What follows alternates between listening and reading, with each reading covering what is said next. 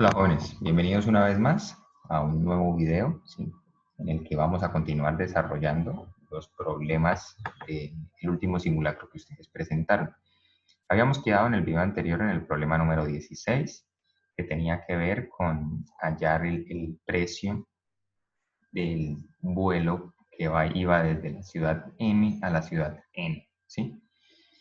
Ahora vamos a hacer la 17, que ya entramos a probabilidad otra vez y así continuaremos con este simulacro, ¿vale? Dice, en una bolsa hay 9 bolas de igual peso y tamaño, 4 azules y 5 negras. Un concurso consiste en sacar en un solo intento 3 bolas de la bolsa. La persona gana si al menos 2 de las bolas son azules. La probabilidad de ganar se puede calcular como probabilidad igual al número de casos favorables sobre el número de casos posibles. El número de casos favorables se obtiene a partir de la suma de, primero, el número de formas de escoger 2 bolas azules entre las 4 azules y una bola negra entre las 5 negras. Segundo, el número de formas de escoger 3 bolas azules entre las 4 azules. Para conocer esta probabilidad se debe calcular también el número de A. Formas de escoger 6 bolas en un conjunto de 9 bolas. B. Formas de escoger 6 bolas en un conjunto de 6 bolas. C. Formas de escoger 3 bolas en un conjunto de 9 bolas. O D. Formas de escoger 3 bolas en un conjunto de 6 bolas. Bueno, si uno lee el enunciado, uno escucha 4 bolas, 9 bolas, 4 son azules, 5 negras, deben sacarse 2 azules para ganar, la probabilidad. Uno se puede hacer un embrollo en la cabeza, ¿sí? Porque uno casi siempre está tentado a que le pregunten cuál es la probabilidad, o sea, cosas específicas, cosas numéricas, ¿sí? Pero en este caso no me están preguntando por eso. Al problema no le interesa la probabilidad de ganar, el número como tal, sino cómo llegar a ese número, ¿sí? Entonces, toda esta partecita de acá me están explicando cómo llegar a la probabilidad, a hallar el número que defina la probabilidad. Aquí ya me están dando el procedimiento que debe hacerse, ¿sí? Puede ser que tal vez no lo entendamos del todo, puede ser que sí, pero ahí el procedimiento ya está. Sería muy interesante que ustedes, más o menos con lo que hemos visto de probabilidad en el video, en un video anterior que abordamos este tema, aunque pues muy superficialmente, pero dijimos algunos lineamientos básicos, analizaran esta parte, ¿sí? Intentaran entenderlo y pues que incluso tal vez se propusieran determinar el valor numérico de la probabilidad, ¿sí? Pero este problema lo único que nos dice es, listo, yo voy a hallar la probabilidad y mire, yo así hallo esta partecita, yo así hallo el numerador de la fórmula, número de casos favorables, ¿sí? Listo. Ahora, si yo lo que quiero es hallar la probabilidad, pues ¿qué me falta conocer también? Si ya sé lo de arriba, obviamente lo que me falta por conocer sería lo de abajo, ¿sí? Número de casos posibles. Entonces la pregunta se va hacia eso. Para conocer esta probabilidad se debe calcular también el número de, entonces tiene que ser el número de casos posibles, ¿sí? Pero esos casos posibles, ¿con qué tienen que ver? Entonces, el número de formas de escoger qué, ¿sí? 6 bolas de 9 bolas, 6 bolas de 6 bolas, 3 bolas de 9 bolas o 3 bolas de 6 bolas, ¿sí? Entonces, aquí ya es todas las posibilidades que existen. Y pues para ello también tenemos que partir de todas las bolas que hay. O sea, aquí nos vemos que en la bolsa hay 9 bolas, ese es el total, ¿sí? Entonces ese es el total, o sea, vamos a hacer un grupo de tantas de este que es el completo. El que no tenga 9 se descarta. Este, por ejemplo, de 6 bolas, pues no está conforme a lo que dice el enunciado. Este de 6 tampoco. Entonces, de plano descartamos la B y descartamos la D, ¿sí? Y pues con esas 9 bolas yo voy a empezar a hacer arreglos que, que tienen que ver con cuál es el objetivo del concurso y es sacar 3 bolas de la bolsa. Entonces, de 9 bolas, yo tengo que sacar 3. ¿Sí? ¿De cuántas formas se pueden hacer arreglos que yo tengo 9 bolas y saco 3. Por ahí va la cuestión de hallar el número de casos posibles. Entonces, como podemos observar, voy a ponerlo aquí con un verde para que se aprecie, la respuesta correcta es la C. Lo que falta por calcular es el número de formas de escoger 3 bolas en un conjunto de 9 bolas. Así determinaríamos todos los casos posibles, ¿sí? Y con eso ya obtuvimos la respuesta a ese problema, que es la C. ¿Listo? Entonces, como les decía, es interesante que ustedes se detuvieran e intentaran, ahora ustedes mismos se preguntaran, pues, ¿cuánto vale la probabilidad? Que intentaran descifrar toda esta partecita de acá. ¿Sí? Bueno, pero este problema nos concentra hasta aquí y para poder hacer muchos más ejercicios sin demorarnos tanto, vamos a continuar. Recordemos, respuesta correcta del problema 17, la C. Listo. El 18 me dice, un empleado de una librería recopiló algunos datos sobre los libros vendidos durante los 3 primeros días de un mes y los presentó en la siguiente gráfica. Entonces aquí notamos. Se vendieron géneros de aventura, de drama, de comedia y de terror, ¿sí? El primer día se vendió más de todos los libros. Aquí está el registro también del segundo, el registro del tercero, ¿vale? Bueno, un máximo de 15 nos damos, se vendieron, máximo de 15 libros por día. Bueno, de un género, por supuesto. Y aquí hay otra información también que me presenta el diagrama, que es de hecho a la que la pregunta va a hacer referencia, esta de aquí. Me dice este señor que hizo la gráfica que la moda, recordemos que la moda es lo que más se repite, ¿sí? La moda es comedia. ¿Qué querría decir esto? Que el libro que más se vendió, los libros que más se vendieron, fueron del género comedia. ¿Mm? Eso es lo que me quiere decir esta frasecita de acá. Que los libros que más se vendieron fueron de género comedia. ¿Sí? Y pues abajo me dice que un promedio por género, o sea, se vendieron en promedio 33 libros por género. Bueno, vamos entonces a revisar muy bien las opciones de respuesta. Pasamos aquí la página y dice, la gráfica presentada por el empleado es inconsistente porque A, los libros que más se vendieron son los de drama, B, el promedio de ventas por género es de 44 libros, C, los libros que más se vendieron son los de aventura, o D, el promedio de ventas por género es de 12 libros. ¿Sí? Bueno, vamos a ver, dos preguntas tienen que ver con el promedio de ventas, que allá dice 33, entonces esta opción me dice que 44, o la D me dice que 12 libros, y las otras dos opciones me tienen que ver con lo que allá dice moda, ¿sí? Entonces aquí, que la moda no era la comedia, sino el género de drama. La A o la C, que la moda no era la comedia, sino el género de aventura. Entonces tengamos presente estas opciones y devolvámonos a la gráfica para analizarla con más detalle. Listo. Empecemos por determinar la moda, ¿sí? Entonces, de aventura tenemos 15 libros acá, ¿sí? Entonces tenemos 15, bueno, vamos a ponerlo así, 15 que se vendieron el primer día, más 12 que se vendieron el segundo, más 6 que se vendieron el tercero, ¿sí? Entonces, ¿cuántos libros se vendieron en total de aventura? 27 y 6, 33 libros, ¿sí? Ahora, de drama, se vendió el primer día 13, más el segundo día se vendieron 11, no está sobre 10, está un poquito más, entonces se vendieron 11, más el tercer día se vendieron 12. ¿Sí? Entonces aquí tenemos 30, 33, 36 libros. De drama se vendieron en total 36 libros. De comedia. De comedia, ¿qué tenemos? 14 más 9 libros que se vendieron el segundo día, más 10 libros que se vendieron el tercer día. Eso me da 24,33.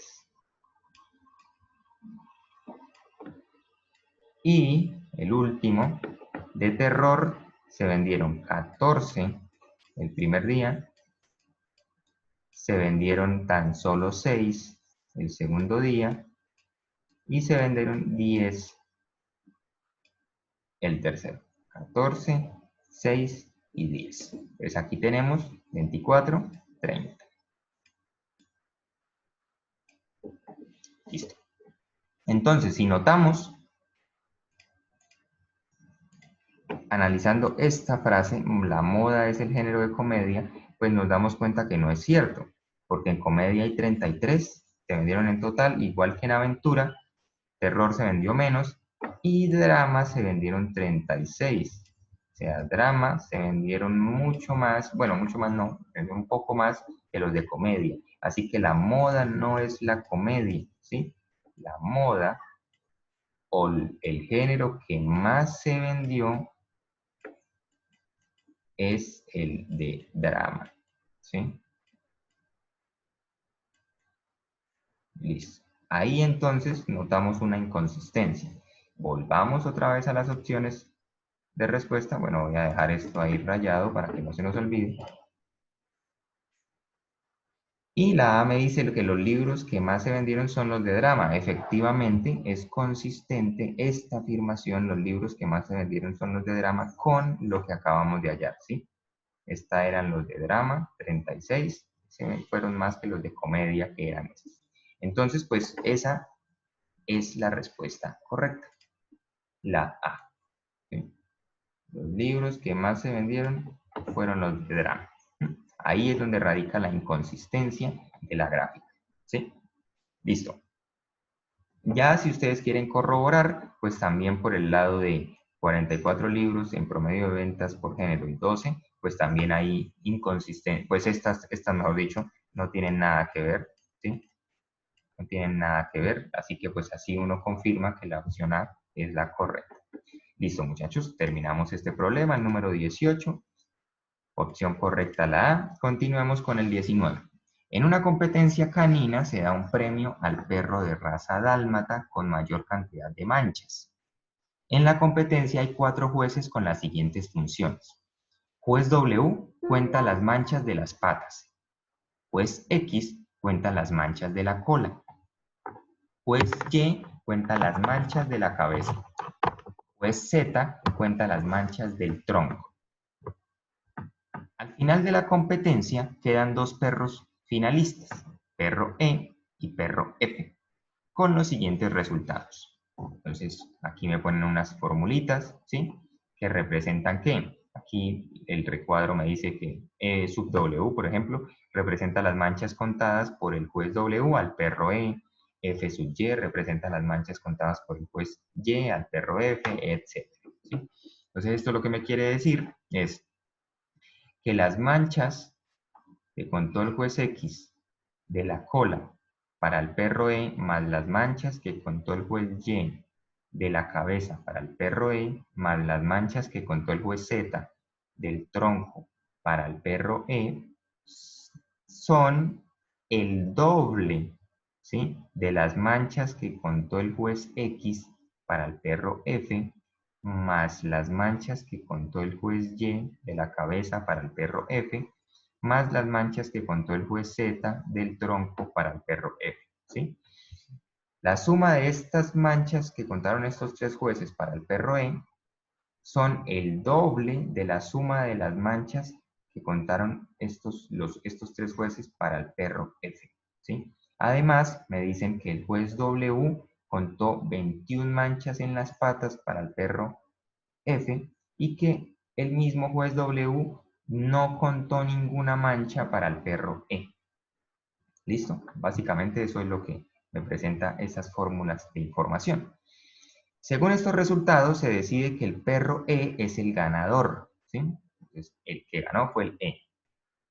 Pero el dueño del perro F afirma, se debe sumar el total de manchas, ya que mi perro podría ganar o empatar la competencia. La afirmación del dueño del perro F es A, falsa, porque el perro E tiene el doble de manchas en la valoración de los 3 primeros jueces y ya no puede ser alcanzado ni sobrepasado por el perro F. B, verdadera, porque el total de manchas en la cola, la cabeza y el tronco del perro E pueden ser menores o iguales que 21. C, falsa, porque el total de manchas del perro E nunca puede ser igual al total de manchas del perro F. D, verdadero, porque el juez W, quien cuenta las manchas de las patas, es quien define el ganador. ¿Sí? Bueno, según esta información que nos dieron, parece ser que estos datos no los tuvieron en cuenta, ¿sí? Los datos del juez W. Y entonces la ecuación que aparece arriba, esta de por acá, fue la que usaron para elegir al ganador. Y claro, como sumando las manchas de estos 3 jueces, X, Y y Z, para el perro E, daban el doble de las manchas que esos 3 jueces daban para el perro F, ¿sí? Pues se eligió al E como ganador. Entonces hay que evaluar la afirmación del perro F, que no está de acuerdo. Dice, se debe sumar el total de manchas, ya que mi perro podría ganar o empatar la competencia. Es decir, se debe tener en cuenta también las manchas del juez W, ¿sí? Ahora, ¿es cierto lo que nos dice el dueño del perro F? Debe sumarse el total de manchas, ya que si así se hace, el perro F podría empatar o incluso ganar la competencia. Bueno, evaluémoslo, ¿sí? Pregunta por pregunta de manera apropiada. La A me dice, no, lo que dice el dueño del perro F es falso, porque el perro E tiene el doble de manchas en la valoración de los 3 primeros jueces. Bueno, esa parte es cierta, ¿sí? El perro E tiene el doble de manchas en la valoración de los 3 primeros jueces y ya no puede ser alcanzado ni sobrepasado por el perro F, ¿sí? Bueno, lo que tenemos que evaluar en esta expresión para ver si esta opción puede ser cierta es que ya no puede ser alcanzado ni sobrepasado por el perro F. Entonces, cualquier combinación de manchas que yo ponga en esta ecuación, ¿sí? Si llega a no cumplir con que si yo meto estas manchas que contó el juez W de 21 para el perro F, si no cumple que siempre el perro E sea ganador, pues ahí ya lo vemos, ¿sí? Bueno, vamos a contrastar eso. O no tengamos en cuenta las manchas del juez W, perdón, ¿sí? Porque esta afirmación únicamente hace referencia a la valoración de los 3 primeros jueces. Entonces, si esta misma ecuación en algún conjunto de manchas no se satisface, vamos viendo. Vamos viendo a ver qué ocurre. Bueno, todo en conjunto me va a permitir dar una correcta respuesta. ¿Sí? Es un poquito, tal vez abstracto llegar a la opción correcta, ¿sí? Pero, pues al evaluar uno las demás, puede darse uno cuenta que la verdad, la opción correcta es la B. ¿Sí? Vamos a intentar llegar de una explicación lo mejor posible a esa respuesta. ¿Sí? Vamos a suponer que el juez X contó una mancha para el perro F, que el juez Y, perdón, contó también una mancha para el perro F y que el juez Z contó también una mancha para el perro F, ¿sí? Siguiendo esta ecuación tendríamos que el perro F tiene 1 más 1 más 1, 3 manchas en total. Entonces, aquí tendríamos 2 por 3 manchas. De esa manera, las manchas que tendría el perro E, voy a poner así, manchas perro E, de esos 3 jueces va a ser el doble de esas, es decir, 6. ¿Listo? Obviamente, esa ecuación está diciendo que el perro E va a ganar, ¿sí? Pero ya no puede ser alcanzado ni sobrepasado por el perro F. Pues si seguimos el consejo del dueño del perro, se debe sumar el total de manchas, ya que mi perro podría ganar o empatar la competencia. Podríamos hacer otra ecuación donde entonces estas primeras manchas, manchas del perro E, voy a ponerle 3, ¿sí? O sea, de los 3 jueces. 3 jueces es igual o más FEW, ahí ya tendríamos el total de manchas por los 4 jueces, ¿sí? Eso me daría entonces 6 más 0, 6. Pero si hacemos lo mismo de manchas del perro F según los 3 primeros jueces, que era 3, más las manchas del perro F que contó el juez W, eso me da ya 21 más 3 que había al inicio, 24. Obviamente, así estaría sobrepasando el perro F las manchas que tiene respecto al perro E y ganaría el perro F la competencia, tal cual como afirma el dueño, ¿sí? Entonces, esto de que y ya no puede ser alcanzado ni sobrepasado por el perro F es falso. Porque pues en este caso particular, que es el más simple de todos, pues nos damos cuenta que el perro F lo sobrepasa un montón, ¿sí? Listo. Vamos a analizar la C. Me dice que el dueño del perro afirma de manera falsa porque el total de manchas del perro E nunca puede ser igual al total de manchas del perro F. Bueno, eso es posible, ¿sí? Tal vez sea posible que nunca se igualen las manchas. Tal vez sea posible que siguiendo esta ecuación y luego sumándole el valor del juez W, nunca encontremos el mismo número de manchas, ¿sí? Habría que empezar a jugar con las ecuaciones, a ver. Pero tal vez no, puede ser que sea cierto.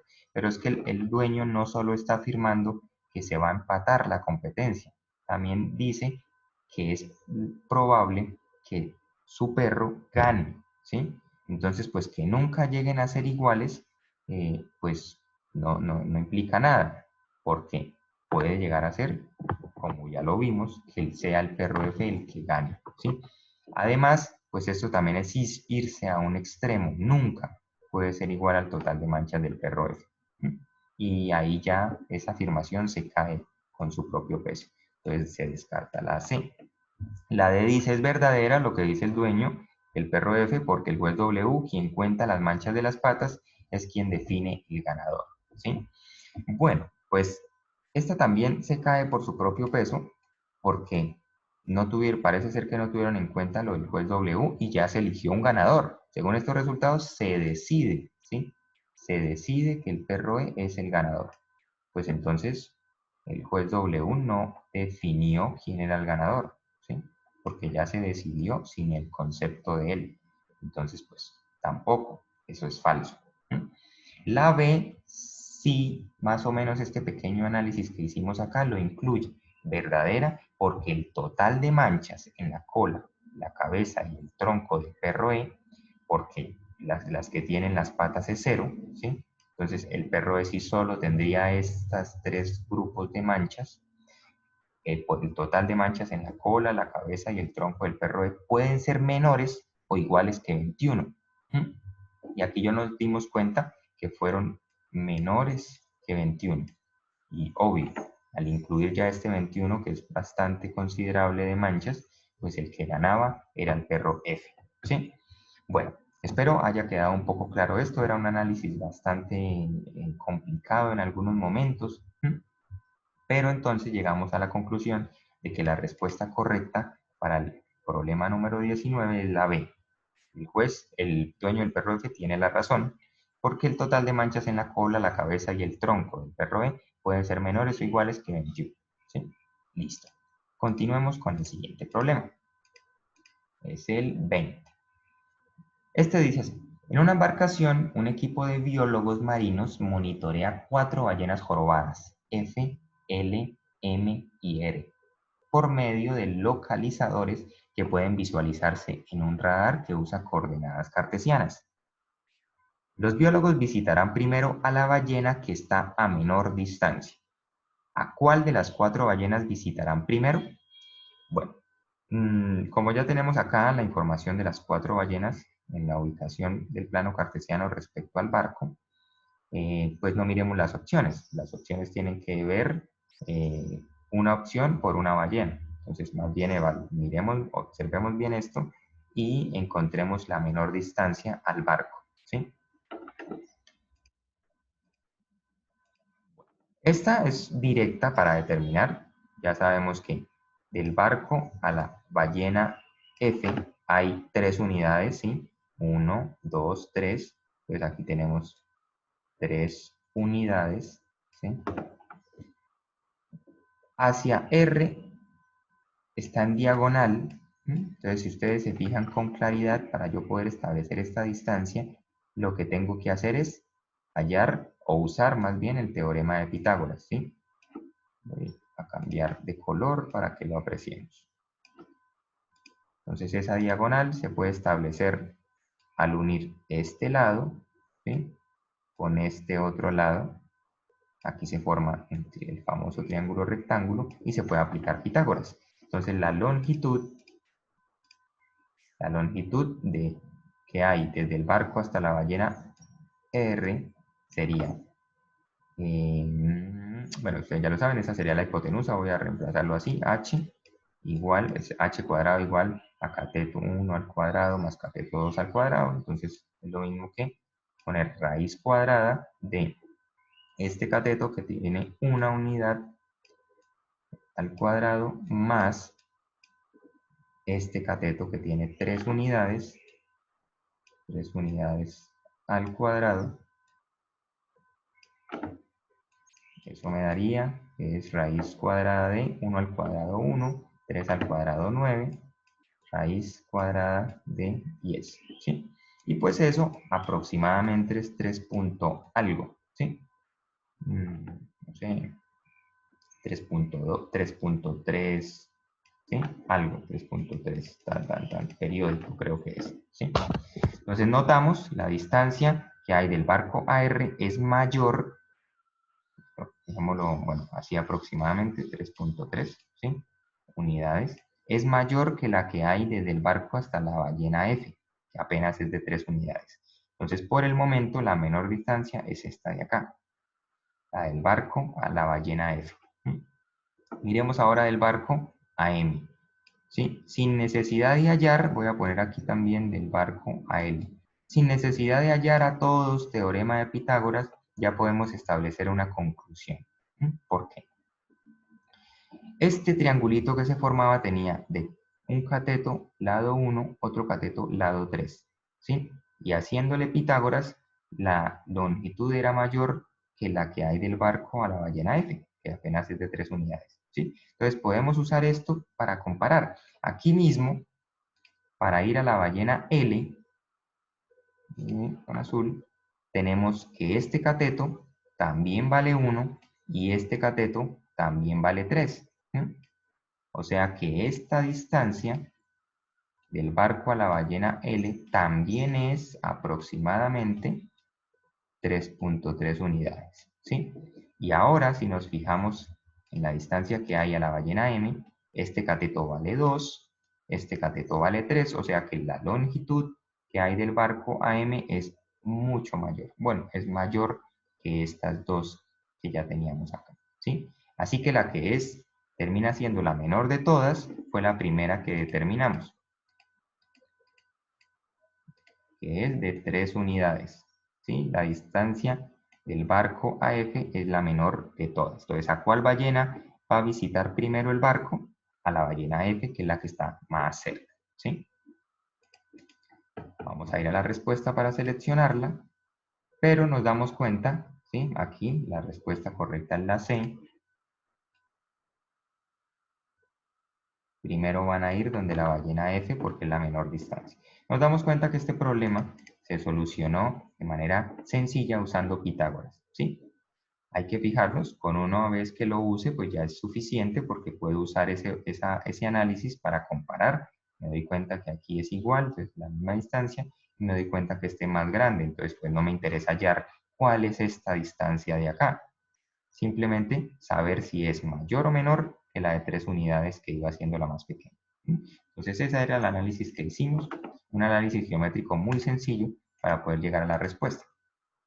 Ahora llegamos al problema 21, que dice, un carro tiene 5 sillas, 2 en la parte delantera y 3 en la parte trasera. Bueno, más o menos como se plantea en la figura, ¿sí? Una familia conformada por 2 padres y 3 niños va a ocupar las sillas del carro, teniendo en cuenta que solo los adultos pueden sentarse en las sillas de la parte delantera y que cualquiera de ellos puede manejar. ¿De cuántas formas distintas pueden los miembros de la familia sentarse en las sillas del carro? Entonces aquí entramos a técnicas de conteo, ¿sí? Eso es lo que me están preguntando. ¿De cuántas formas distintas pueden los miembros de la familia sentarse en las sillas del carro? ¿Sí? Entonces debo usar lo que ya vimos como técnicas de conteo para poder hallar la respuesta. Ahí vimos dos cosas principales, que son las que sustentaban las demás técnicas. Vimos principio aditivo, principio multiplicativo, ¿sí? Si aquí analizamos bien una familia conformada, porque yo aquí voy a sentar a 2 adultos, ¿sí? Las de adelante voy a sentar a 2 adultos. Y las de atrás voy a sentar a 3 niños. Listo. Entonces yo puedo separar esto en dos problemas. Puedo poner el problema donde tengo 3 niños, ¿sí? Y los voy a poner en 3 sillas, 3 espacios.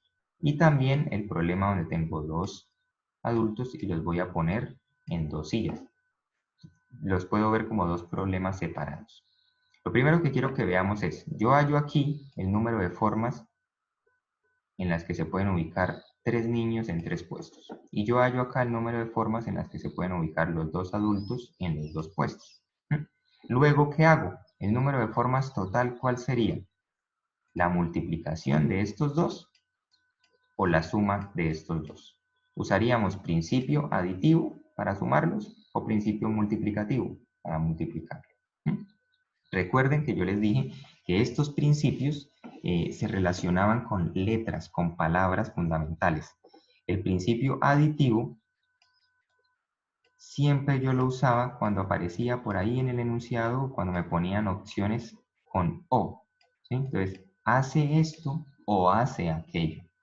Entonces, esos son pistas para yo elegir el principio multiplicativo. En cambio, el principio aditivo, perdón. Y el principio multiplicativo, cuando aparezca la palabra y, hacer esto y hacer esto, esas son las pistas necesarias para yo concluir que debo usar el principio multiplicativo. ¿Qué me está diciendo este problema? Una familia conformada por 2 padres y 3 niños va a ocupar las sillas del carro, ¿sí? Entonces yo, al sentarlos, debo sentar a 2 adultos y 3 niños, ¿sí? Son eventos que se dan simultáneamente en este caso, porque yo primero no se sientan los adultos y luego los niños, todos se meten al carro al tiempo, entonces son eventos que se dan simultáneamente, que es la característica del principio multiplicativo. Se usa cuando los eventos son simultáneos o suceden uno a continuación del otro. Entonces yo lo que voy a hacer cuando haya las maneras de presentar 3 personas en 3 sillas, los voy a multiplicar con las maneras de sentar 2 personas en 2 sillas, ¿sí? Entonces aquí ya tenemos que ver. Si yo me fijo, este arreglo puede verse desde permutación o combinación. ¿Cuál, si ustedes recuerdan, cuál es la pregunta que yo me tengo que hacer para elegir uno u otro? Es, ¿importa el orden? Entonces vamos a tomar el más sencillo, que es el de los adultos, y miramos. Entonces, este puesto va a ser el izquierdo, o sea, este de acá, el del volante, ¿sí? Entonces vamos a ponerle acá volante. Y este puesto va a ser el del copiloto. Entonces vamos a ponerle acá copiloto.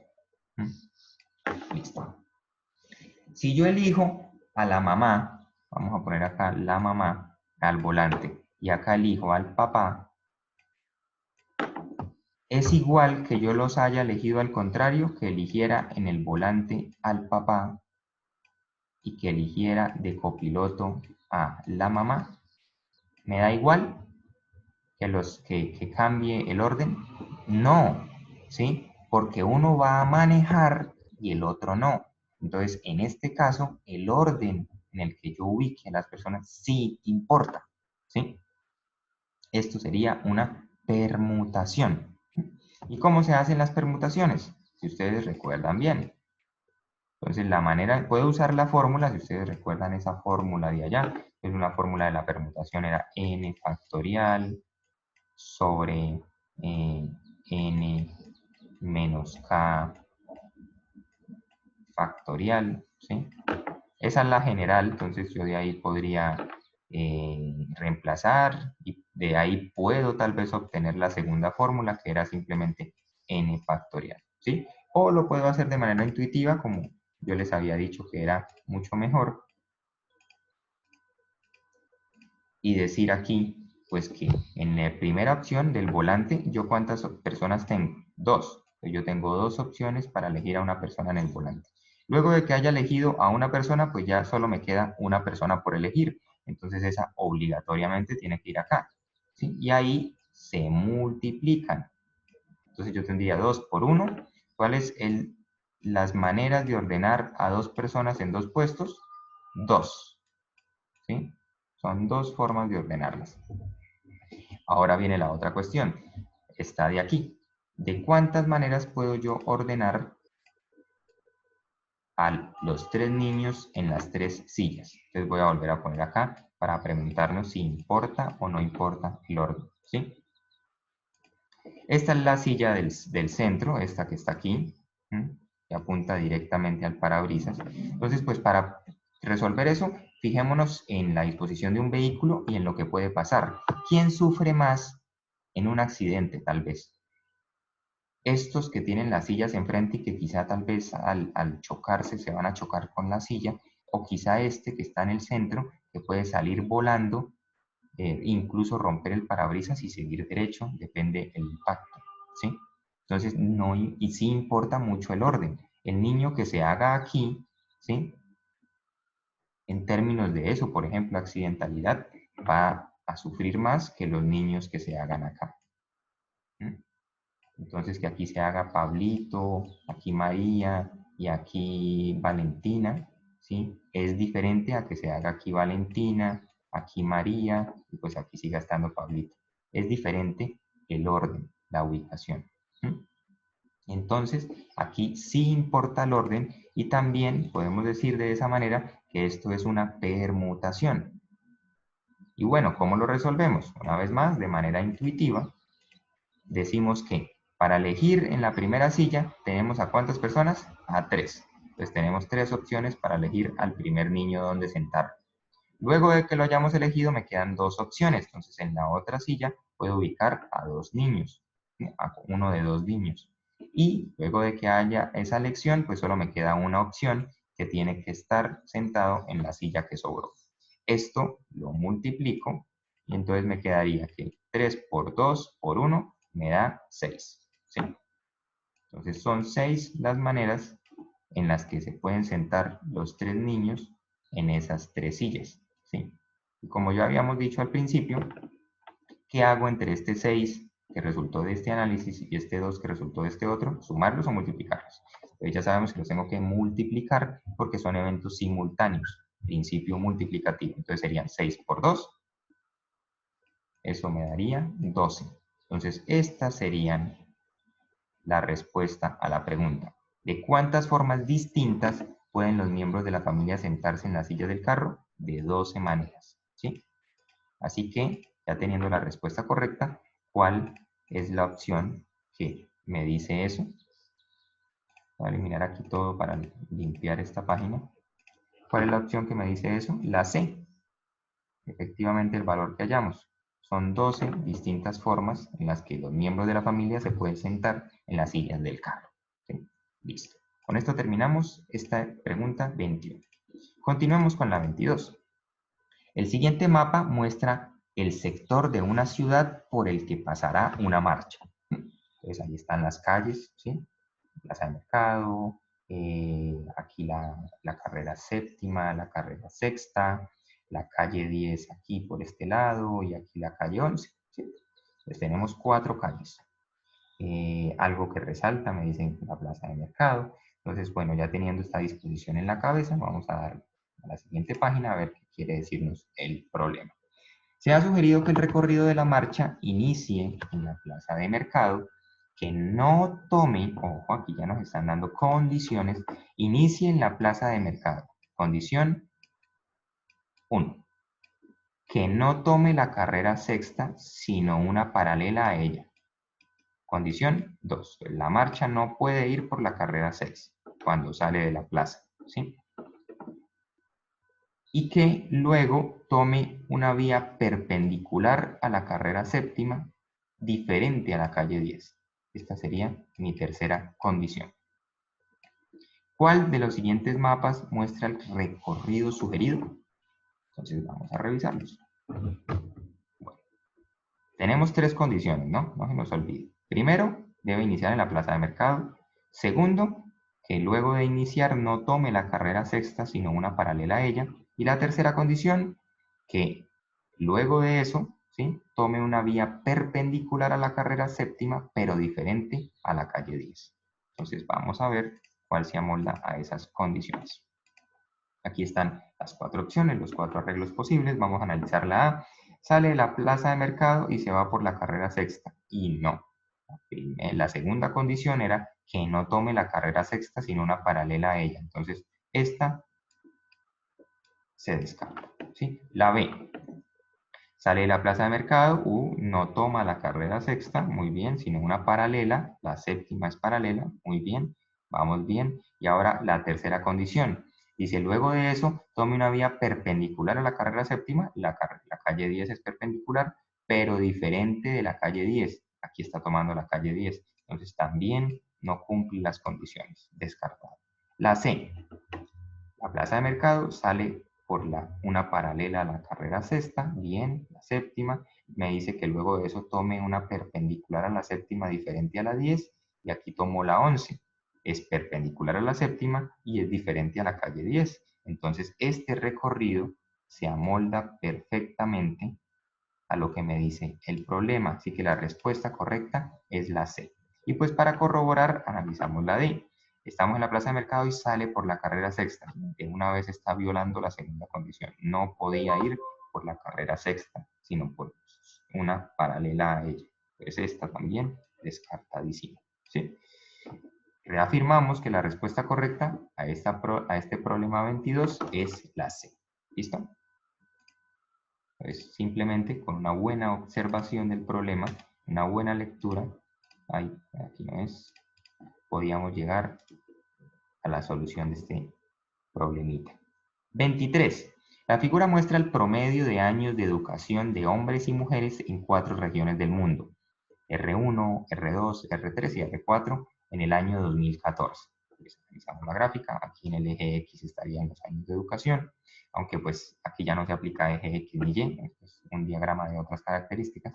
Pues aquí en esta horizontal tenemos años de educación, 0, 1, 2, 3, 4, 5, 6, 7, 8, 9, 10. Y aquí están ubicadas las 4 regiones, ¿sí? Entonces la educación de las mujeres en la región 2 está por aquí, apenas 2 años de educación, ¿sí?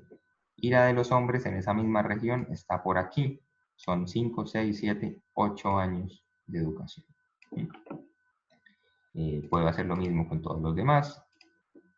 En la región 1, las mujeres se educan 4 años, sí, las mujeres se educan 4 años, que es la redondita, y los hombres se educan 9 años.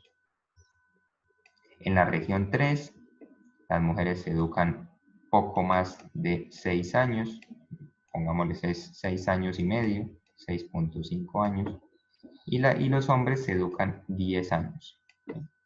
10 años. Y en la región 4, con otro colorcito, las mujeres estudian más o menos 7.5 años, mientras que los hombres 9.5 años, ¿sí? Hay otro hecho también que me dicen brecha educativa, que es cada una de esas lineecitas. Podemos ver que en la región 4, por ejemplo, la brecha educativa, ¿cuánto es? Lo que hay de 7.5 a 9.5, o sea, 2 años, ¿sí? La brecha educativa de la región 3, ¿cuánto sería? Que serían estos de acá, entre 6.5 y 10. Entonces, ahí tenemos 3.5 años de diferencia. En la región 2, ¿qué tenemos? De 2 a 8. Esos son 6 años. 6 años de brecha educativa. Y en la región 1 estamos de 4 a 9, 5 años de brecha educativa. ¿Sí? Listo. Entonces, ¿cuál tiene la mayor brecha educativa? Este que tiene 6 años. ¿Sí? 6 años. Entonces, la brecha educativa más grande está en la región 2. Las mujeres estudian más o menos 2 años, los hombres estudian 8 años. La diferencia entre eso son 6 años. Esa es la brecha educativa y es la más grande que encontramos, ¿vale? Bueno, yo les hice todo este análisis porque ya me adelanté un poco a lo que me quiere preguntar el ejercicio. Vamos a ello. Me dice, de acuerdo con esta información, ¿en cuál de las regiones es mayor la brecha educativa? Pues ya la acabamos de analizar. Es mayor la brecha educativa en la región 2. ¿Sí? Y esa brecha educativa es igual a 6 años. ¿Listo? Entonces, simplemente analizando con detenimiento la gráfica, podríamos llegar a la respuesta. Listo, continuemos con el otro problema, el 24. Me dice, la gráfica muestra la cantidad de productos vendidos en una tienda en marzo y abril. Entonces, marzo es el clarito, la barra clarita, abril es la barra oscura, y pues se venden billeteras, carteras, correas y chaquetas. Pues ahí tenemos las cantidades vendidas para cada uno en cada mes. La tabla que muestra la misma información de la gráfica es, entonces vamos a analizar. Esta, pues, lo podemos hacer directamente, ¿sí? Sin recurrir a la opción de ir descartando. Entonces vamos a ver. Billeteras. Todos están ordenados igual, en general. Producto, billeteras, carteras, correas, chaquetas, todas están ordenadas así. Mes igual, marzo, abril. Entonces, en forma de tabla, todas tienen lo mismo. Vamos a ver entonces los valores. En marzo se vendieron 5 billeteras. Pues esta me dice 5 billeteras en marzo. Listo, vamos bien. 5, bueno, esta no, aquí. 5 billeteras en marzo. ¿Sí? Carteras. El diagrama de barras me dice, bueno, está un poquito más alto de 20, ¿sí? Pero pues aquí así no lo cumpliría. Vamos a ver si en las demás sí aparece. 20, aparece en la primera, 25, 25 y 40 carteras. ¿Sí? O sea, aunque es un poquito más que 20, las otras toman 25 o más grande y obviamente no alcanzan ni siquiera 25. Así que pues podríamos decir que en las carteras en marzo sí se vendieron aproximadamente 20. Correas. Correas me dice que se vendieron más de 30, ¿sí? Vamos a ver. No alcanzan los 35, pero sí fueron más de 30. Aquí me dice que 30, aquí me dice que 10, no, pues esta ya está descartada. Aquí me dice que 55, pues también descartada. Y aquí me dice que 50, pues también descartada, ¿sí? Aunque no se cumpla una, no se cumple la opción. Entonces aquí sigue siendo correcta aproximadamente 30, ¿sí? Ninguna es exactamente la misma información de la gráfica. Aquí el diagrama de barras, miren, llega a más de 30 correas vendidas. Ninguna dice ese número exacto, pero la que más se amolda es la A, ¿sí? Y bueno, si ya descartamos las correas en todos los tres, pues ya podemos concluir de una vez, sin desgastarnos más en tiempo, que la opción correcta es la A, ¿sí? A eso ustedes deben hacer también cuando estén enfrentados a la prueba. Ustedes podrían decir, no, pero venga, yo quiero seguir confirmando que sea cierta la opción A. Pero pues si usted ya hay un valorcito que no se cumple en las otras tres opciones, pues listo, concluimos que esa es la correcta, ¿sí? Y no seguimos para no perder tiempo, porque el tiempo es lo que ustedes necesitan cuando estén en la prueba. Listo. Entonces vamos a avanzar con el siguiente. Problema 25. Me dice, un grupo de arquitectos quiere calcular la altura de un edificio usando los datos de la figura. Bueno, como tenemos que cambiar de página, revisemos bien el enunciado, que no se nos olvide. Un grupo de arquitectos quiere calcular la altura de un edificio usando los datos de la figura. Entonces vamos a ver de qué figura me habla. Aquí está, ¿sí? Pues quieren calcular la altura h del edificio, ¿sí? Teniendo en cuenta esta información que me provee la figura. Entonces se proponen dos procedimientos para hallar h. Procedimiento 1, hallar la tangente de 60, que es este ángulo de acá, ¿sí? Que me dicen que es igual a la altura dividido, la altura que sería este lado del triángulo, ¿sí? H, que es este lado del triángulo, dividido en 6, que es este lado del triángulo, ¿sí? Bueno, confirmémoslo de una vez, ¿sí? Para ir avanzando. ¿Eso es cierto? O sea, ¿cómo se define la tangente? Ustedes de eso ya conocen. Tangente de un ángulo es igual al lado opuesto sobre el adyacente. ¿Cuál es el lado opuesto? El que está frente al ángulo, ¿sí? ¿Cuál es el lado adyacente? Es que está al lado del ángulo, ¿sí? Entonces el opuesto sería h, efectivamente, que está bien, ¿sí? Y el adyacente sería 6 metros, que es este de acá, o sea, está bien. De ahí despejo h, entonces pues mando el 6 a multiplicar y me quedaría que va a ser igual a 6 veces la tangente de 60 grados. Limpiemos aquí un poquito, ya sabemos que pues sí, efectivamente así es. Ahora el procedimiento 2. ¿Qué están usando acá? Yo puedo ver esto y quizá me suene raro, ¿sí? Esta es la ley del seno. La ley del seno, ¿qué dice? Que, bueno, vamos a ponerlo así. Lado A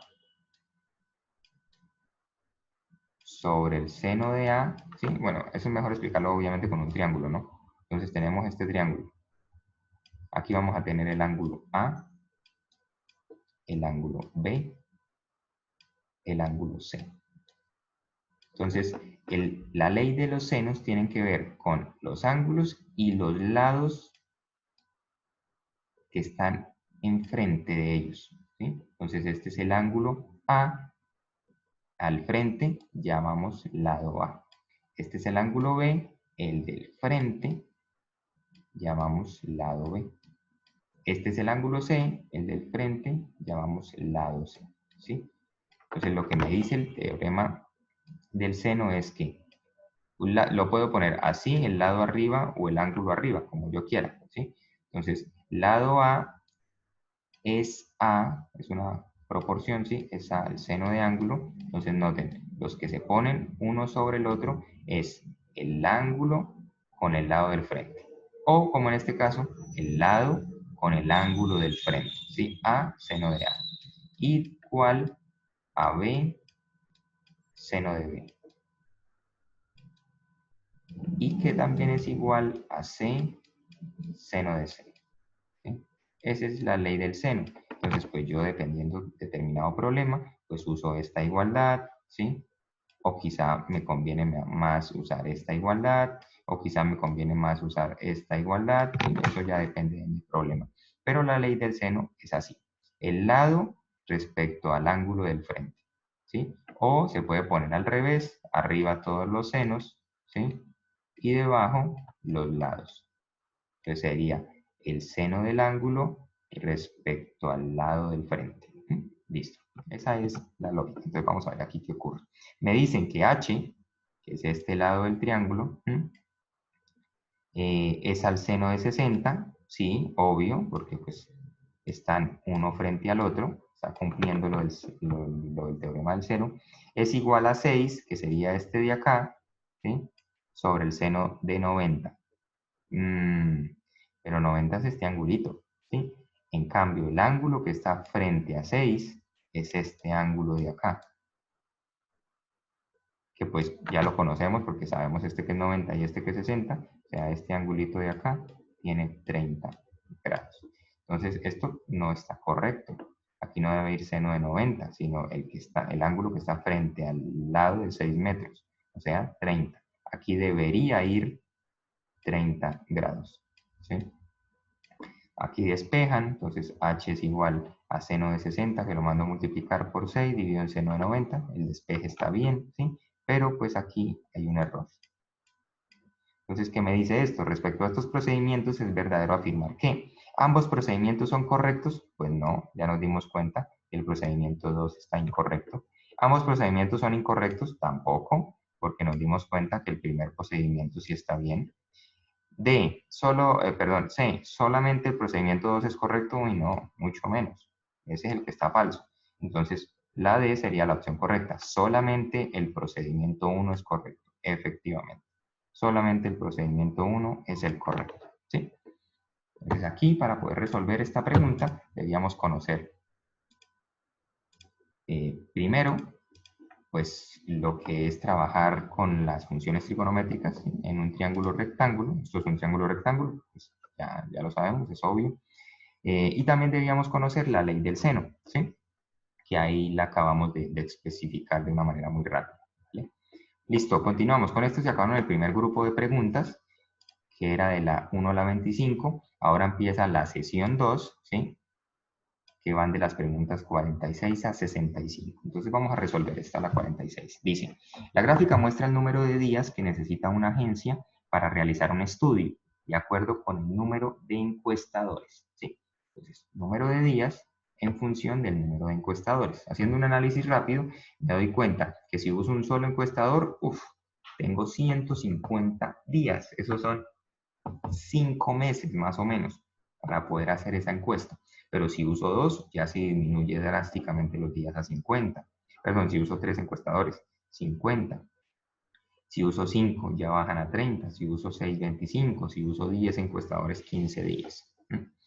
La gráfica 2 muestra el costo diario de realizar el estudio de acuerdo con el número de encuestadores. Entonces aquí ya vemos que analizamos es el costo diario en función de los encuestadores. Si tengo 2 encuestadores, tengo que pagar por día 70.000. Cada uno le pagaría 35.000. Si uso 3, pues otro poquito, ¿sí? Si uso 4, 140, obviamente el doble de 70, ¿sí?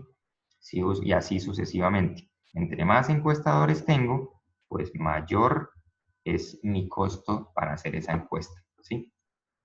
A partir de la información presentada, ¿cuál de las siguientes afirmaciones es correcta respecto al tipo de relación entre las variables? Ojo, respecto al tipo de relación entre las variables. A, el número de días y el número de encuestadores son inversamente proporcionales. B, el número de continúa. El número de encuestadores y el costo total diario son directamente proporcionales. ¿Sí? Entonces, ¿cómo así? Recordemos lo que significa esto. Para poder resolver este problema, lo que tengo que saber es qué significa inversamente proporcional y qué significa directamente proporcional. ¿Sí? Volvamos a las gráficas. Inversamente proporcional significa que mientras uno aumenta, ¿sí? El otro disminuye. Mientras uno aumenta, como en este caso el número de encuestadores, el otro disminuye, como en este caso los días, ¿sí? Eso significa inversamente proporcional.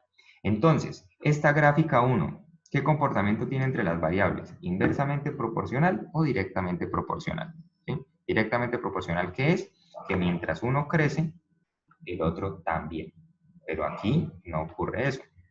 Mientras crece el número de encuestadores, disminuye el número de días para hacer la encuesta. Entonces, este es un comportamiento inversamente proporcional, ¿sí? Y esta de acá, pues nos damos cuenta que sí es directamente proporcional. Mientras uno crece, el número de encuestadores, el otro también, el costo diario también aumenta. Entonces, esta es una relación directamente proporcional, ¿sí? La opción correcta es la que respete eso. Gráfica 1, inversamente proporcional. Gráfica 2, directamente proporcional. Entonces, la A me dice el número de días y el número de encuestadores, o sea, la gráfica 1, días y encuestadores, son inversamente proporcionales. Sí, muy bien, sí lo son. El número de encuestadores y el costo total diario, o sea, gráfica 2, número de encuestadores, costo total diario, ¿sí? Son directamente proporcionales, ¿vale? También lo respeta, ¿sí? Ya podemos seguir analizando las otras opciones o de una vez decidirnos con esta para no perder tiempo. Como esta cumple las condiciones de mi problema, pues ya me doy cuenta que es la correcta. ¿Sí? Si ustedes desean, pueden revisar las demás, ponerle pausa al video y revisar las otras, y se darán cuenta que en algo se equivocan. ¿Sí? Bueno, continuemos entonces con la siguiente pregunta, la 47. Dice, Antonio quiere rellenar de aluminio el tubo que se muestra en la figura. Bueno, tengamos en presente este enunciado para pasar la página. Antonio quiere rellenar de aluminio el tubo que se muestra en la figura. Listo, aquí tenemos el tubo. Tiene una base, todo este es el tubo y pues aquí tiene una altura, ¿sí? Continúa diciendo el enunciado. Antonio quiere saber la cantidad de aluminio necesaria para rellenar el tubo, por lo que efectúa el siguiente procedimiento. Paso 1. Mide la altura del tubo. Listo. Paso 2. Mide el perímetro de la base del tubo. Paso 3. Multiplica los resultados de los pasos 1 y 2 entre sí. Pregunta, ¿en cuál paso del procedimiento hay un error? Entonces, A, en el paso 2, porque debe medirse el radio y no el perímetro. B, en el paso 1, porque debe medirse la diagonal y no la altura. C, en el paso 2, porque debe medirse el área y no el perímetro. D, en el paso 1, porque debe medirse el ancho y no la altura. Bueno, para poder resolver este problema, debo fijarme muy bien en qué es lo que quiero hallar, ¿sí? Antonio quiere saber la cantidad de aluminio necesaria para rellenar el tubo. Ojo con esa palabra, rellenar.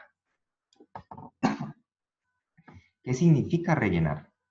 Nosotros con figuras no hablamos de, a ver, esta figura tiene un relleno de tanto. No, nosotros usamos otro tipo de conceptos. Hablamos de perímetro, hablamos de superficie, hablamos de altura, hablamos de área, hablamos de volumen. ¿A qué se refiere eso que quiere hacer Antonio?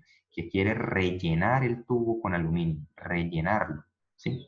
Meter tanto aluminio que el tubo se tape, que deje de ser hueco y se convierta en un tubo, entre comillas, macizo. En últimas, lo que quiere hacer Antonio con esto es saber su volumen, el volumen del tubo. ¿Sí? Y ya tenemos que pensar, esto es un cilindro, básicamente, y cómo se halla el volumen de un cilindro. ¿Sí? Esa es una formulita, volumen de un cilindro, que es pi por r cuadrado por h. ¿Sí?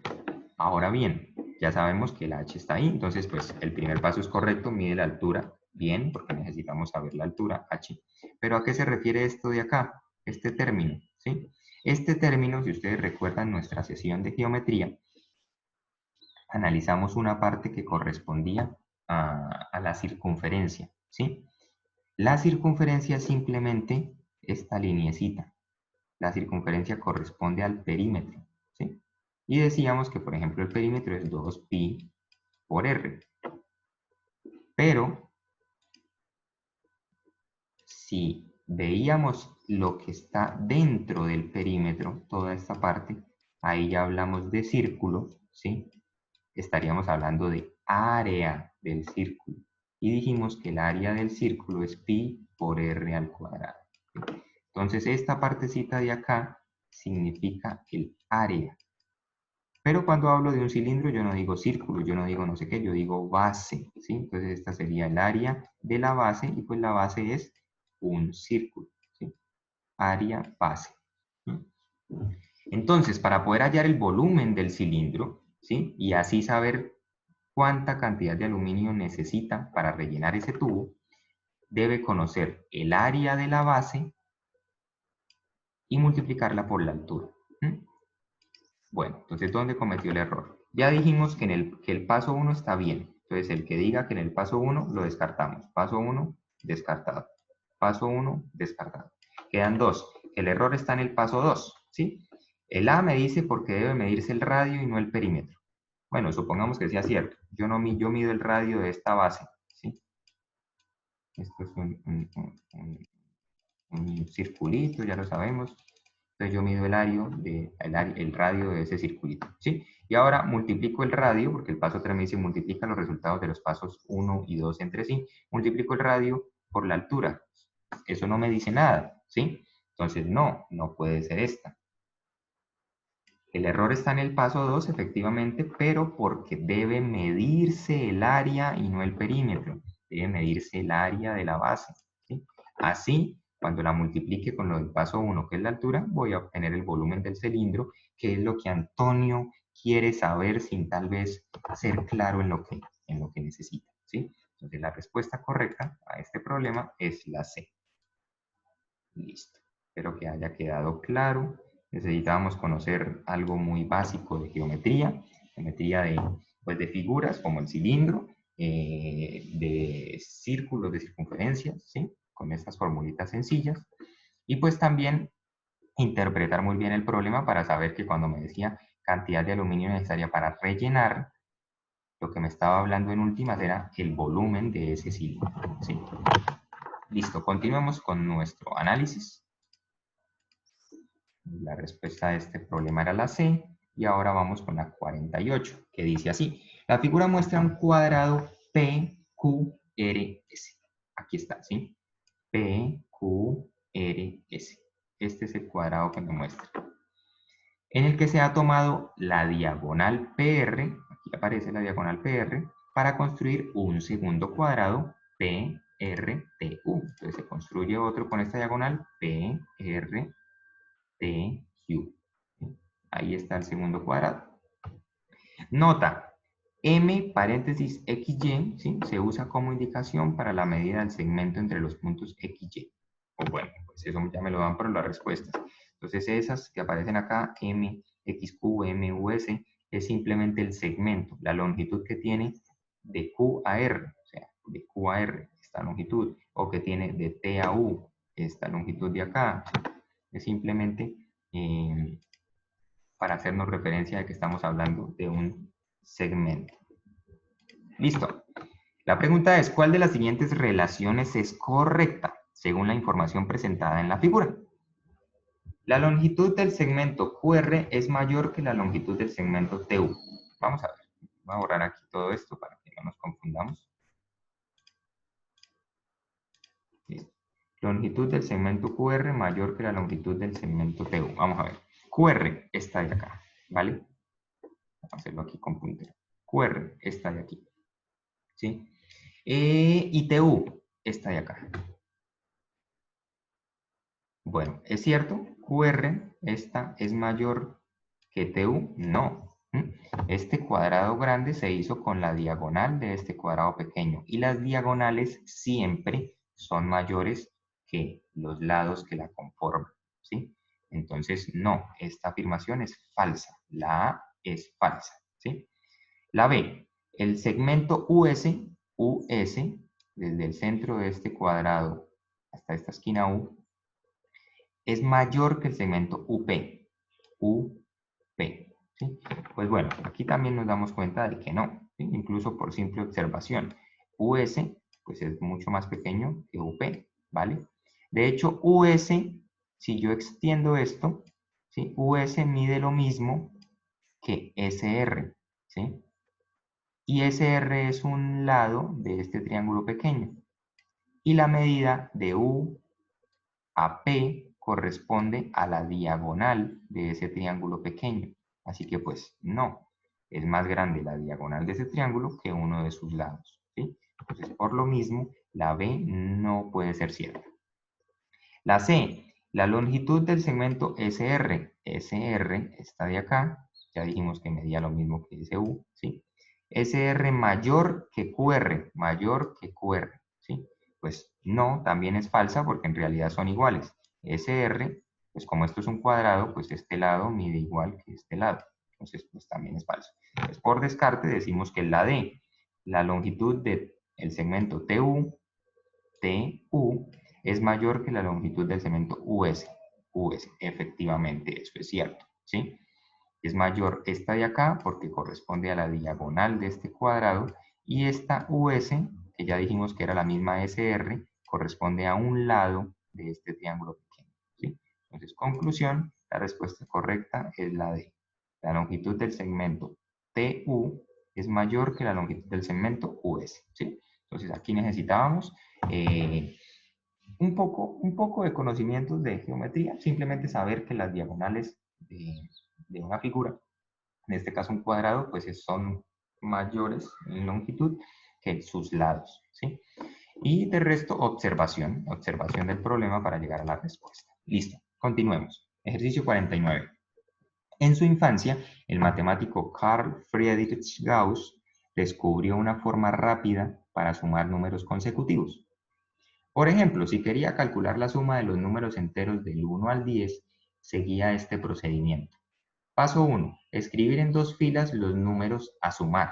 Así, pues ahí. Del 1 al 10, en la primera fila, 1, 2, 3, 4, hasta el 10.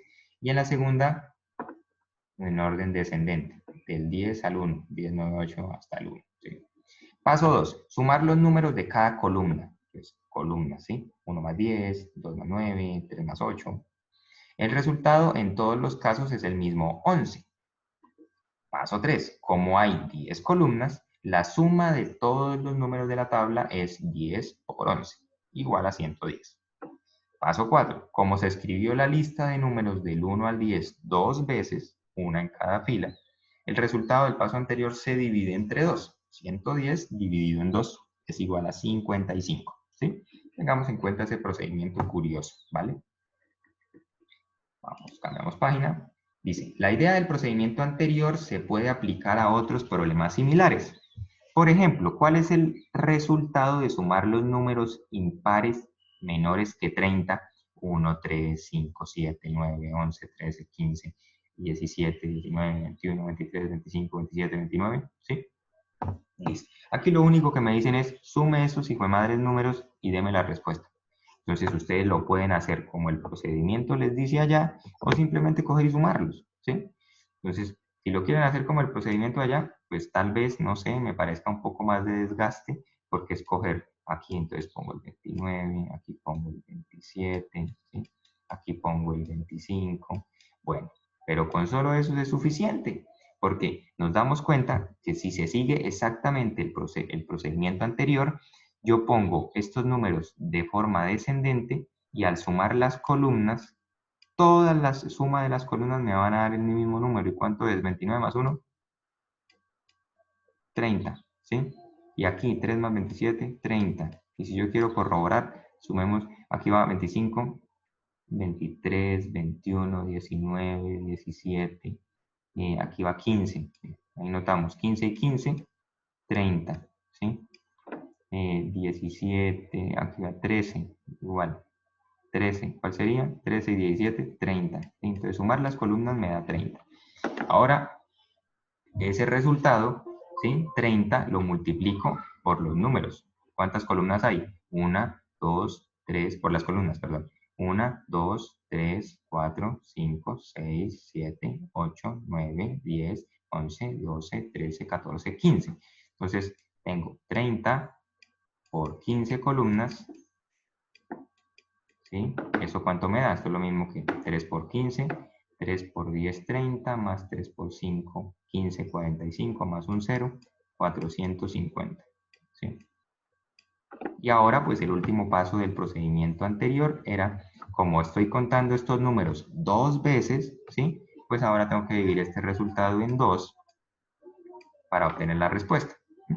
Entonces esto es lo mismo que tener 450 dividido en 2, 225. Respuesta correcta, la A. ¿Sí? Espero que haya quedado claro. Tal vez lo hice muy rápido, ¿sí?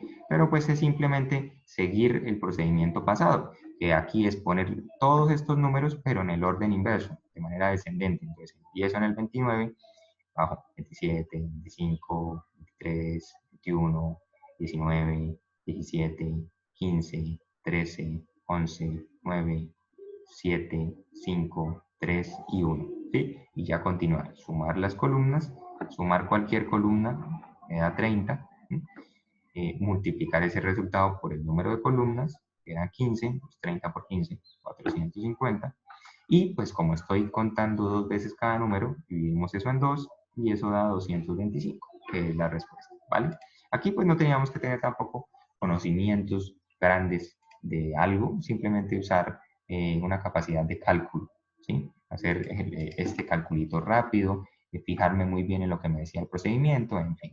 Ya con eso solucionamos el problema. Llegamos al 50, que dice el coeficiente P de x, y mide la relación lineal entre dos variables y se calcula con la fórmula. P de x, y es igual a sigma de x, y dividido en sigma de x por sigma de y, ¿sí?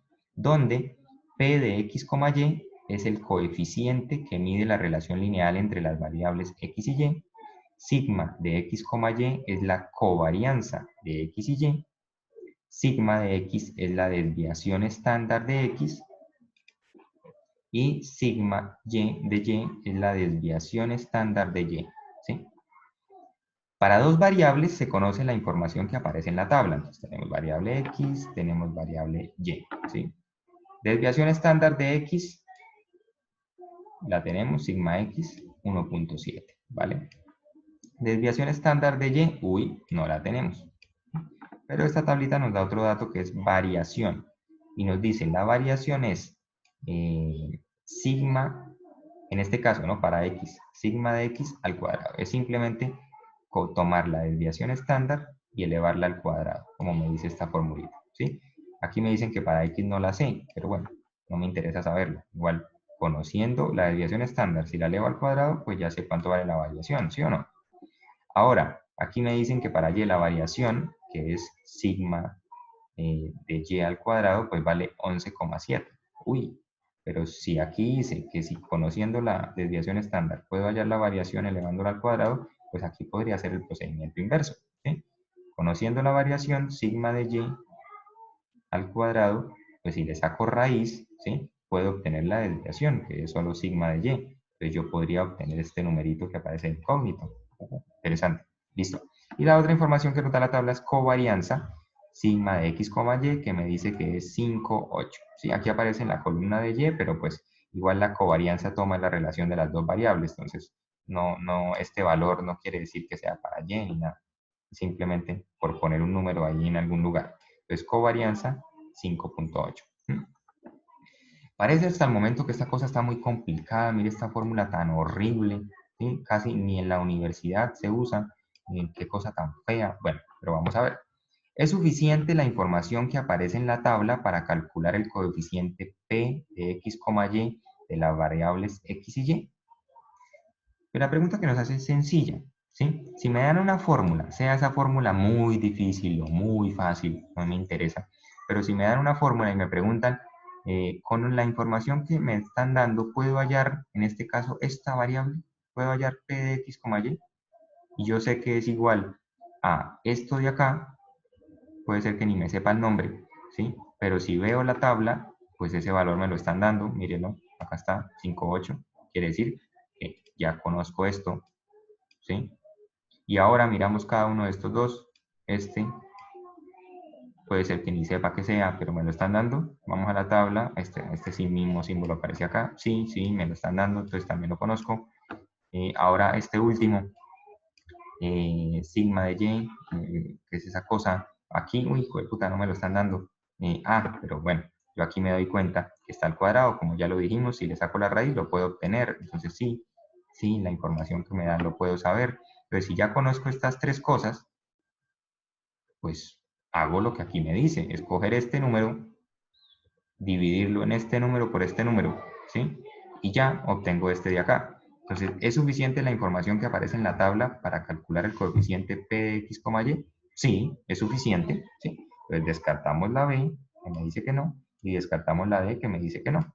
Entonces, la A dice, sí, es suficiente, porque la desviación estándar de Y es igual a la desviación estándar de X.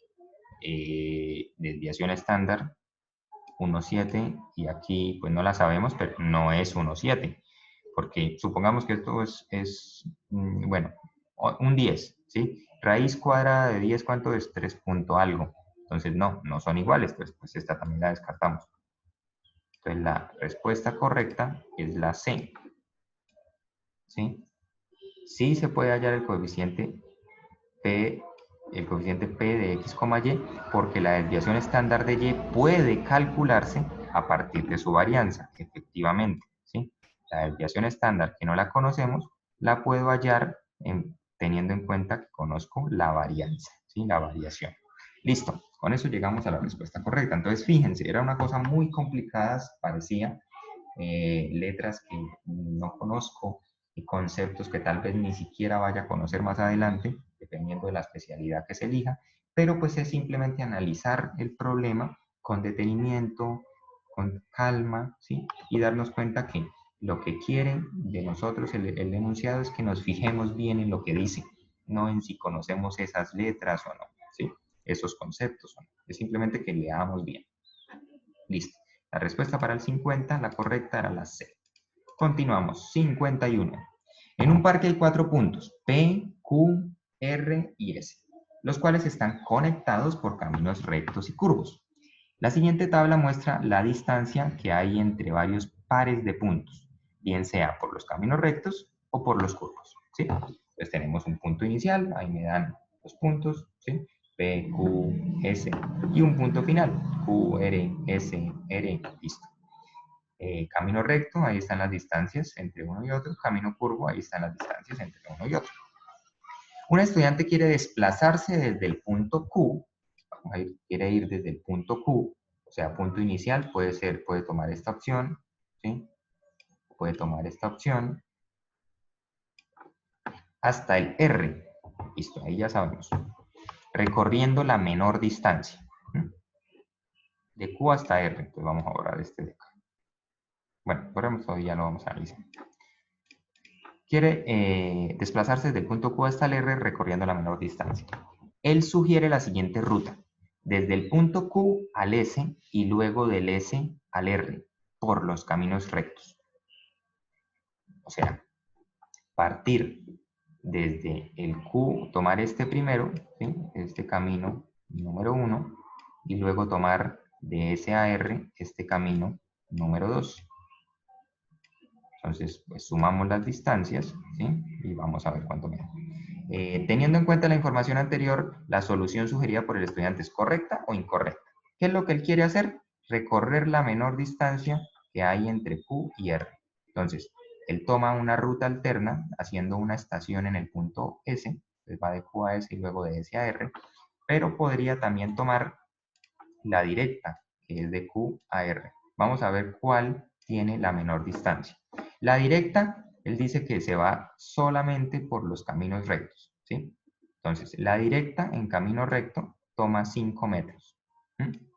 Ahora, la ruta alterna que él propone va de Q a S, 4 metros, y de S a R, 3 metros. O sea que en total, la distancia que él recorrería es 4 más 7, 4 más 3, perdón, que son 7 metros.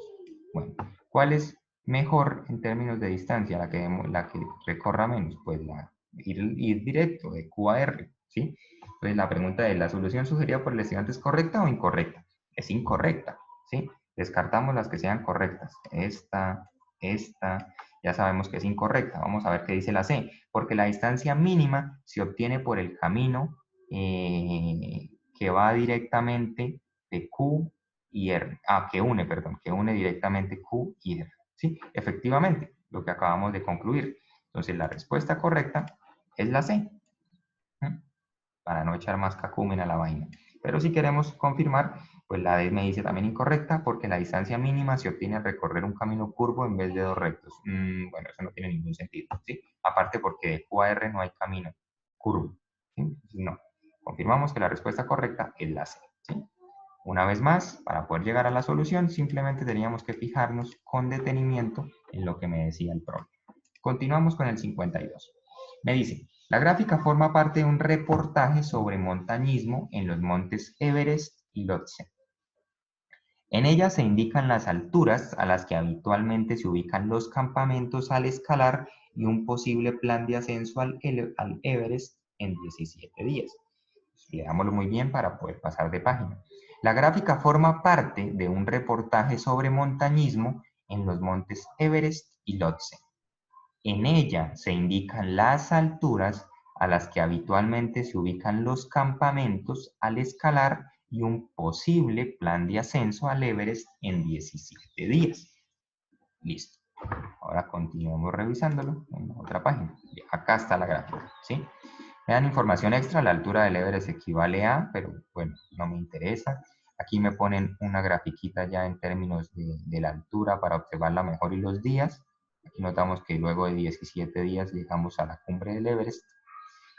Pero bueno, tampoco en realidad me interesa, ¿sí? La que me interesa es esta de acá, esta grafiquita. Everest, toda esta línea que hay, ¿sí? Y aquí el campo base. Entonces continúa diciendo el enunciado. Un grupo de montañistas planea realizar un ascenso al Everest distinto al mostrado en la gráfica. Voy a poner aquí un poquito menos de zoom para que podamos seguir viendo la gráfica. Ah, bueno. Por ahí. Un grupo de montañistas planea realizar un ascenso al Everest distinto al mostrado en la gráfica, instalando un campo cada 700 metros desde el campo base hasta la cumbre. Si instalan el campo base a 5.300 metros, ¿cuántos campos en total tendrían que usar, incluyendo el campo base? ¿Sí? Entonces aquí, si yo miro la información y tal vez la intento analizar y todo, lo más probable es que me pierda. Aquí, ¿qué es lo que dicen? Esta gente que hizo el reportaje propone un recorrido de hacer desde el campo base bueno, contemos el campo base, ¿no? 1, 2, 3, 4, 5, 5 campamentos hasta llegar al Everest, 5 paradas, ¿sí? Ahí pues más o menos podemos saber las distancias, ¿no? El Everest tiene una altura de 8.848 metros, este campamento previo está a 7.900 metros, ¿sí? O sea, está 948 metros antes de la cima. Este campo anterior está a 7.300, o sea, está 600 metros antes que el campo 4, ¿sí? Este campo 2 está a 6.500, o sea, está a 1.200 metros antes que el campo 3, ¿sí? El campo, perdón, a 1.200, no me equivoqué, a 800, ¿sí? Está a 800 metros del campo 3. El campo 1 del campo 2 está a 400 metros nomás, ¿sí? Y del campo 1 al campo base está a 800 metros. O sea, hay distintos valores de distanciamiento entre los campamentos, ¿vale? El enunciado lo que me dice es: un grupo de montañistas planea realizar un ascenso al Everest distinto al que se muestra acá, ¿sí? Instalando un campo, ojo con la clave, instalando un campo cada 700 metros desde el campo base hasta la cumbre. Entonces aquí habían distintas distancias, 800, 400, 800, 600 apenas, 900 y pucho. Entonces están separados distintas distancias, pero ellos quieren hacerlos todos a la misma separación, 700 metros, ¿sí? Si instalan el campo, vuelven, inician desde el campo base. Si instalan el campo a 5.300 metros, como me lo dice ahí la imagen, ¿sí? ¿Cuántos campos en total tendrían que usar, incluyendo el campo base? Entonces, ¿cuántos salieron incluyendo el campo base? 1, 2, 3, 4, 5 campos, ¿sí? 5 momentos de descanso, 5 campamentos. ¿Cuántos van a usar si lo quieren distribuir cada uno del otro a 700 metros? ¿Sí? Vamos a ver. Entonces, ¿qué tengo que hacer? ¿Yo qué podría hacer de acá? Voy a borrar todo para que no nos haga esto. ¿Yo qué puedo hacer? Pues hagamos la distancia total que hay desde el campamento base hasta el Everest, ¿sí? Entonces, el Everest está a 8.848 metros. Y el campamento base lo tenemos a 5.300 metros. ¿Cuánto hay ahí? Entonces, restamos 8.848 de 5.300. Esos son, aquí tenemos 3.548 metros. Ya ustedes pueden confirmar la resta, ¿sí? 3.548 metros. Esa es la distancia que hay. Entonces, Pues yo puedo decir, bueno, ¿cuántas paradas voy a hacer? ¿Cuántos campamentos voy a instalar? Pues si esta es la distancia total y yo voy a separar cada campo 700 metros, pues cojamos eso y dividámoslo en 7, ¿sí o no?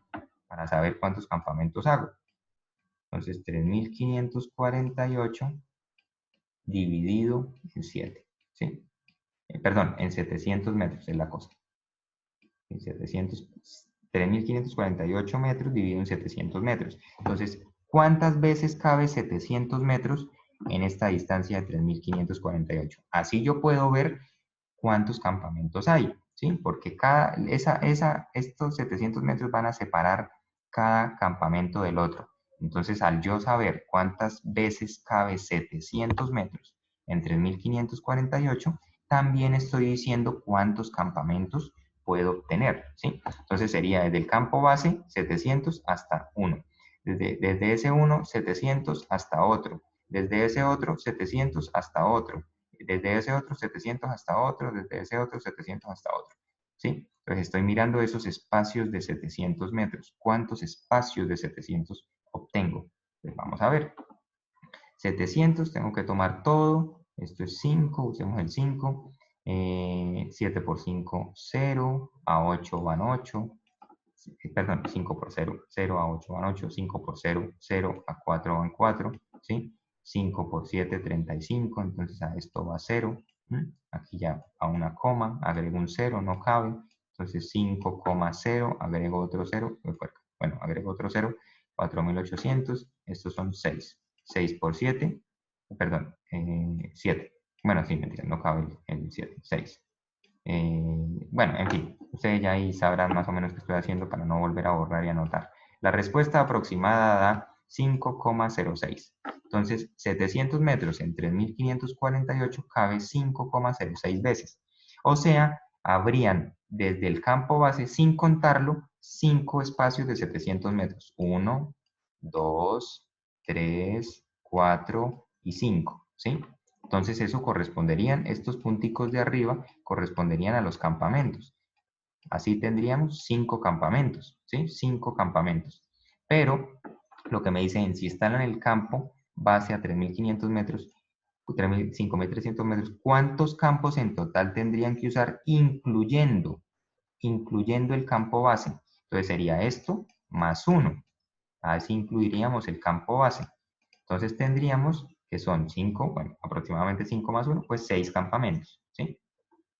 Vamos a usar 6 campamentos. Entonces la respuesta correcta a este problema es la de 6 campos. Vamos a usar 6 campos en ese recorrido, separando los 700 metros uno del otro, ¿sí? Espero que haya quedado claro este problema. Lo que había que hacer en términos de cálculo, una resta, una división, pero en términos de interpretación es importante analizar muy bien el enunciado y pues fijarnos qué representa esa división que yo estoy haciendo de 3.548 entre 700, ¿sí? La respuesta correcta era la D, ¿vale? Continuemos con el siguiente problema. El 53 me dice, dada la función definida a trozos, ahí la tenemos, f de x es igual a 4 por x menos 6, si x es menor o igual a 2, o f de x es igual a x al cuadrado menos x, si x es mayor que 2. Para evaluar la continuidad de la función se realizan los siguientes pasos. Paso 1. Se reemplaza x igual a 2 en el trozo 4x menos 6. Paso 2. Se reemplaza x igual a 2 en el trozo x al cuadrado menos x. Paso 3. Se comparan los resultados de los pasos 1 y 2. Pregunta, ¿cuál es el resultado de la comparación? Entonces, siguiendo esos 3 pasos, ¿cuál es el resultado de la comparación? Entonces, vamos a ver. A, el resultado del paso 1 es mayor. B, el resultado del paso 2 es mayor. C, los resultados son iguales. D, los resultados son incomparables. Pues lo que tengo que hacer es reemplazar esto, ¿sí? 2 en esta ecuación, ¿cuánto sería?